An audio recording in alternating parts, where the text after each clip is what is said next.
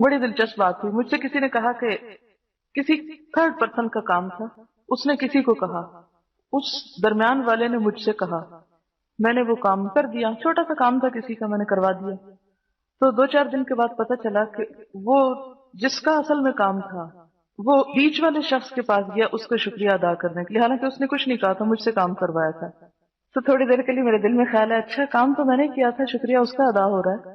لیکن پھر فوراً سوچا، میں نے کہا کہ جو کام اللہ کے لیے کیا جائے نا، اس پہ کوئی دکھ نہیں ہوتا، کوئی شکوہ بھی نہیں ہوتا، کوئی پریشانی بھی نہیں ہوتی، اس لیے کہ آپ اگر اپنی نیت صاف رکھیں اور کسی سے جزا پانے کے لیے نہیں، ویسے کسی کی مدد، کسی کی تکلیف دور کرنے کے لیے آپ کسی کی مدد کر دیں، کیونکہ میں نے خالصتاً اس جذبے سے کسی کی مدد کی تھی، کیونکہ مجھے ہمیشہ جب بھی کسی کی مدد کرنے کا موقع ملے تو مجھے وہ حدیث یاد آ جاتی ہے کہ جو شخص کسی شخص کی دنیا کی کوئی تکلیف آسان کرے گا، کوئی مدد کرے گا، کسی کا کوئی دکھ دور کرے گا، اللہ تعالیٰ قیامت کے دن کی تکلیفوں میں سے کوئی تکلیف اس شخص کی ہٹا دے گا۔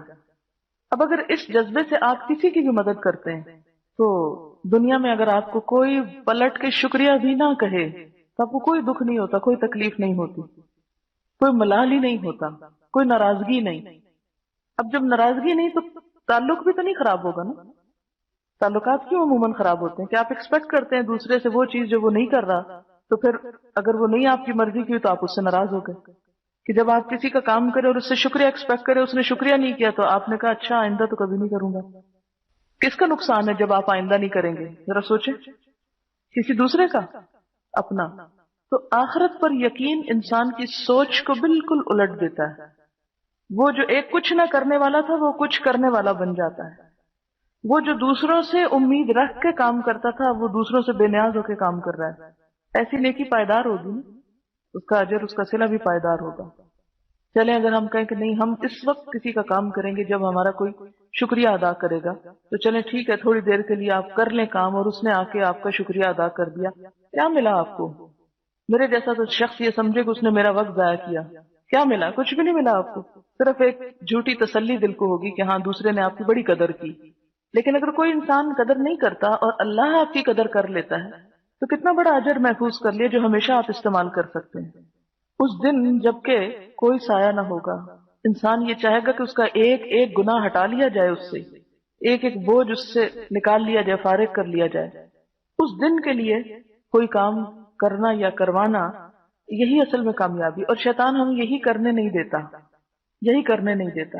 ایسے موقعوں پر صبر کرنا انتہائی مشکل کام ہوتا ہے، انتہائی مشکل، کہ آپ کا حق تھا کہ آپ کا شکریہ ادا کیا جاتا، اس نے آپ کو پوچھا بھی نہیں، جس نے کچھ نہیں کہا صرف ایک زبان سے بات کی، اس کے ساتھ یہ معاملہ ہے۔ اب آپ خود سوچیں کہ جب انسان اپنے سارے امور اللہ کے حوالے کر دیتا ہے نا تو ایسی چیزوں سے بالکل پھر بے نیاز ہو جاتا ہے، اور یہ چیزیں ہی دراصل انسان کے دل میں سکون پیدا کرتی ہیں۔ سکون کا جو راز ہے وہ دنیا سے بے نیازی ہے۔ جتنا جتنا آپ لوگوں سے توقعات رکھتے ہیں اتنے ہی بے سکون ہوتے چلے جاتے ہیں۔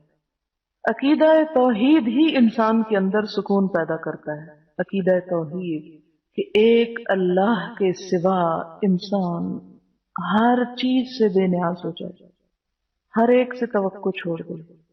آپ دیکھیں کہ اللہ تعالیٰ کی ذات، اللہ تعالیٰ کی ذات جو ہے وہ ہمیں نظر نہیں آتی نا، ہم اس کو محسوس نہیں کرتے، وہ پردے کے پیچھے ہے، اس لیے ہم اس پر توقع نہیں کرتے، اس پر بھروسہ نہیں کرتے، یہ ڈرتے ہیں بھروسہ کرتے ہیں، اور دنیا کی چیزیں نظر آتی ہیں اس لیے ان پر ڈیپینڈ کرتے ہیں۔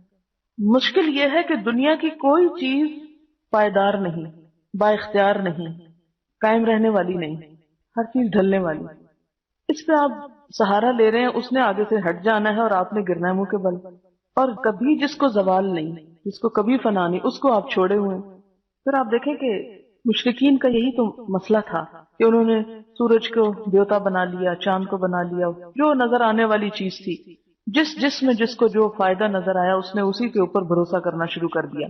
آپ دیکھیں کہ جب ایک انسان اس بات پر یقین کر لیتا ہے کہ فائدہ اور نقصان اللہ کے سوا کسی کے ہاتھ میں نہیں، کسی کے ہاتھ میں نہیں، تو سارے غموں کا علاج یہیں سے سب اصلاح ہو جاتے ہیں۔ ہم اپنے آپ کو بڑا موحد کہتے ہیں، توحید پرست کہتے ہیں، لیکن اپنے دل کی توحید کا حال جان کے تو دیکھیں، کتنے بت بٹھائے ہوئے ہیں، جن جن پہ ہم بھروسہ کرتے ہیں، اور جب وہ ٹوٹتے ہیں تو پھر ہم تکلیف اٹھاتے ہیں۔ یہ کیفیت اتنی آسانی سے حاصل نہیں ہوتی کہ اللہ ہی کی ذات کو ہر نفع نقصان کا مالک سمجھ لیا جائے۔